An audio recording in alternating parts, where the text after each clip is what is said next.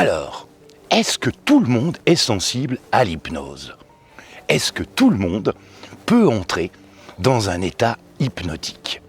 Parce que moi, je crois que ça ne va pas marcher sur moi.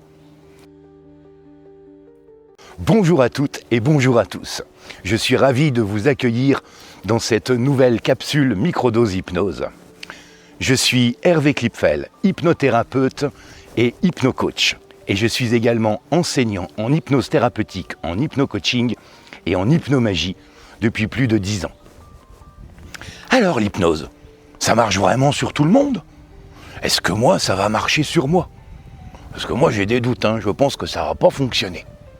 Voilà une question, voilà une remarque qui revient très fréquemment. Et la réponse est évidemment oui, cela peut fonctionner sur la quasi-totalité des personnes.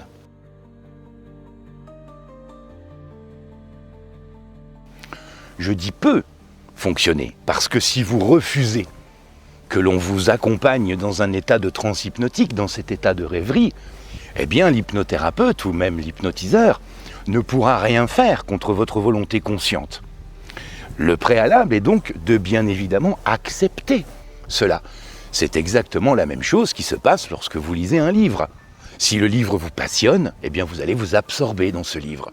Si le livre ne vous passionne pas, vous allez le refermer et vous n'y reviendrez peut-être pas. C'est donc la même chose en hypnose. À partir du moment où vous avez un cerveau qui est en bon état de fonctionnement, je reviendrai dans quelques instants sur les bémols par rapport à cela, et où vous avez une bonne audition, puisque les techniques qui permettent de placer et de conduire et de guider une personne dans un état de transe hypnotique, dans cet état de rêverie, eh bien, sont des techniques de langage. C'est par sa voix que l'hypnothérapeute va vous guider, vous conduire dans cet agréable état de rêverie. D'accord ? Donc, à partir du moment où vous avez cette capacité à pouvoir imaginer, parce que votre cerveau fonctionne bien, à partir du moment où vous avez une bonne audition, eh bien vous êtes parfaitement apte à entrer dans un état de transe hypnotique. Ok ? Ceci d'autant plus que dans une séance d'hypnose, l'hypnothérapeute va faire des suggestions qui sont des suggestions positives. Nous faisons en hypnose ce que l'on appelle des bénédictions, c'est-à-dire dire bon, bénédictum. Donc, si je vous suggère que vous êtes parfaitement installé en imagination, une fois que vos paupières sont fermées, dans un bel endroit de nature, comme l'endroit dans lequel je suis par exemple, au bord d'un joli étang, vous entendez le bruit de l'eau, vous sentez le souffle de l'air, vous sentez les parfums de la forêt autour de vous, vous entendez le bruit des petits oiseaux, les petits bruits de la nature, vous sentez la chaleur du soleil sur la peau, etc. Eh bien, il n'y a strictement aucune raison que vous n'acceptiez pas d'entrer dans un état d'hypnose. C'est donc la première raison qui font que l'hypnose va fonctionner sur absolument tout le monde. Petit bémol. Petit bémol pour les personnes qui souffrent de bipolarité et de surcroît de schizophrénie. Eh bien pour ces personnes-là, on ne fera pas d'hypnose traditionnelle. C'est-à-dire pas d'hypnose ericksonienne, pas d'hypnose classique, même pas de nouvelle hypnose. On reviendra sur ces différentes familles d'hypnose. Pourquoi ? Eh bien parce que ces personnes peuvent ne pas réussir à bien distinguer ce qui est du monde de l'imaginaire et ce qui est du monde de la réalité.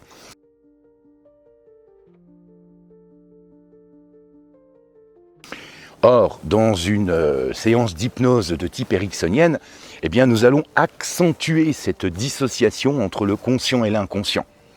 Et une personne qui souffre de ces troubles psychiques ou psychiatriques risquerait de ne pas réussir à distinguer ce qui est du monde du réel et ce qui est du monde de l'imaginaire, y compris après la séance d'hypnose.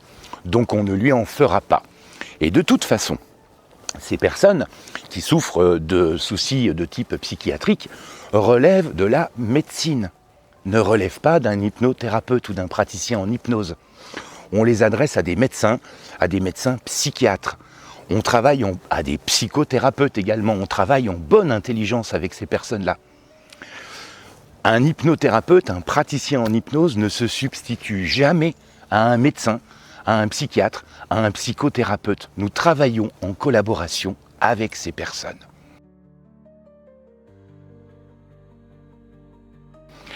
Donc, retenons simplement ceci.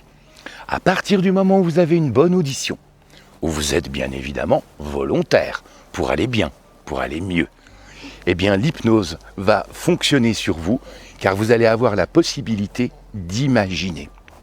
Et l'hypnose, ce n'est rien d'autre que de l'imagination. Visuel parfois, vous visualiserez des endroits, auditif pour d'autres personnes, vous entendrez des sons, et kinesthésique pour d'autres personnes, vous aurez des sensations à l'intérieur de vous.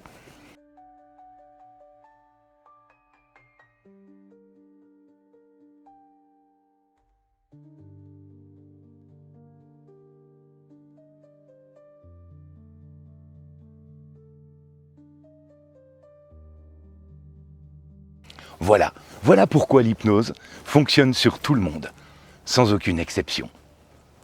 Je vous dis à très bientôt pour une nouvelle microdose hypnose. Et d'ici là, prenez soin de vous et portez-vous bien.